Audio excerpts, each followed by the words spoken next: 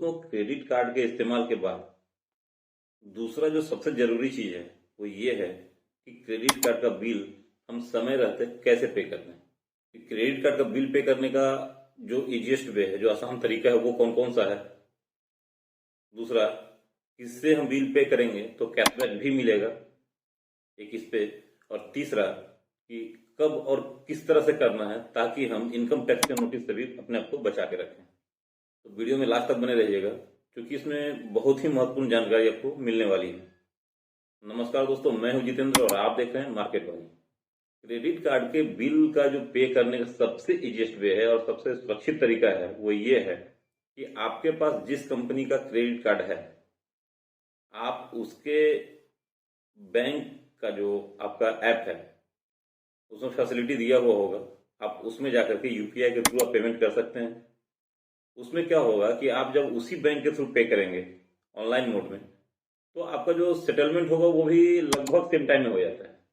और अगर किसी टेक्निकल फॉल्ट के कारण ना भी हो पाया तो आप बैंक को कह सकते हैं कि मैंने टाइम पे कर दिया था, इसमें मेरी कोई गलती नहीं है, ये जवाबदेही आपकी है। सबसे सुरक्षित तरीका है वो वही है कि आप उसका जो पेरेंटल ऐप है, कंपनी का जो मदर ऐप है, मतलब जिस बैंक का आपका कार्ड है, उसके ऐप से ही जाके यूपीआई कर दो, वो ज्यादा बेस्ट है। उसके बाद आता है दोस्तों, आप पेटीएम का यूज कर सकते हो, फ्रीचार्ज का यूज कर सकते हो, और आप फोन पे का भी यूज कर सकते हो अपने क्रेडिट कार्ड के बिल को पे करने में। ये सब कंपनियां अब तो कैशबैक नहीं देती है, पहले देती थी, लेकिन अब देना बंद कर दी है।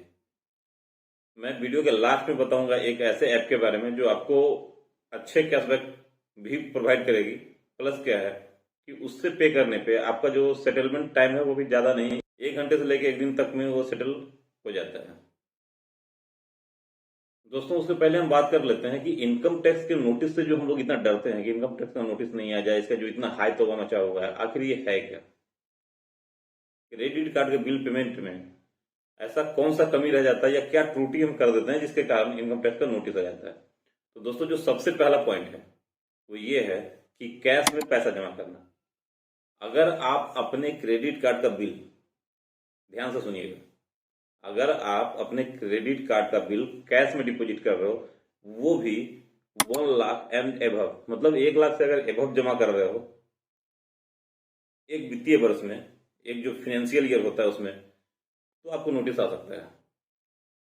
तो ध्यान ये रखना कि कभी भी क्रेडिट कार्ड का बिल अननेसेसरी कैश में जमा नहीं करें। मतलब अगर जरूरत नहीं है तो जमा नहीं करें कैश में, फोन पे कर लें, यूपीआई कर लें, मतलब ऑनलाइन मोड का इस्तेमाल कर लें, पहली बात।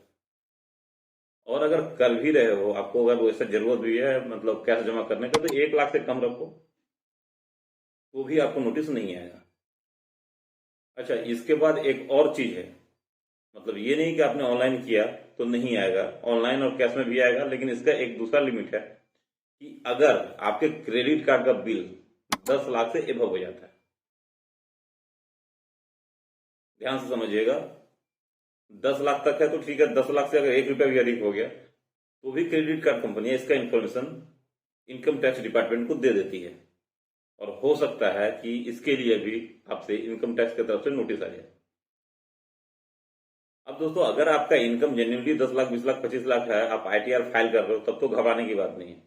क्योंकि अगर आपके पास इनकम टैक्स का नोटिस आता भी है तो आपसे जस्ट उसका जो है सोर्स पूछा जाता है कि जो अर्निंग है वो कहां से है, कहीं आपने टैक्स चोरी तो नहीं किया है। अब आते हैं दोस्तों कि हमने एक चीज तो देख लिया कि क्रेडिट कार्ड के बिल का पेमेंट हो सके जहां तक संभव हो तो कंपनी के ऐप से कर ले, नहीं तो फोन पे का इस्तेमाल कर ले, पेटीएम का इस्तेमाल कर ले, फ्री चार्ज का इस्तेमाल कर ले। इन तीनों का भी इस्तेमाल करके आप अपने क्रेडिट कार्ड का बिल बहुत आसानी से पे कर सकते हैं।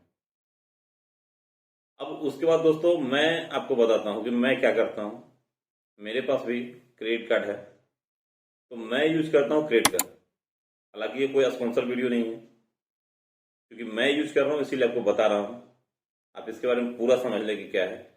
आप क्रेडिट का जब यूज पहली बार करेंगे, किसी के लिंक से क्लिक करके मतलब अपना अकाउंट बनाओगे, तो आपको कुछ पैसे कैशबैक में मिलेंगे। और फर्दर आप जब भी अपना बिल पे करोगे, क्रेडिट कार्ड का बिल पे करोगे, तो कुछ ना कुछ कैशबैक आपको मिलेगा।